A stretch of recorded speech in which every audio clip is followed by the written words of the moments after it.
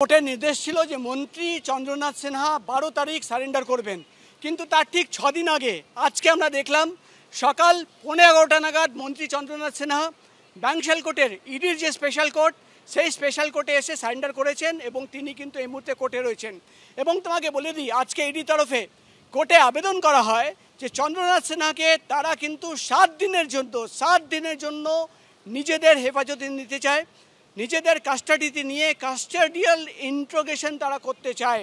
এবং এই কথা বলে ইডির আইনজীবী ধীরাজ ত্রিবেদী তিনি যেটা বললেন যে মন্ত্রী চন্দ্রনাথ সিনহা তিনি কিন্তু তদন্ত প্রভাবিত করার চেষ্টা করছেন, তিনি বাইরে থাকলে তিনি প্রভাবিত করছেন সাক্ষীদের, উইটনেসদের প্রভাবিত করছেন।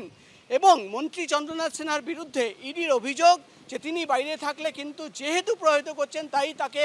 কাস্টাডিতে নিয়ে 7 দিনের জন্য কাস্টাডিতে নিয়ে তারা কিন্তু জিজ্ঞাসাবাদ করতে চান।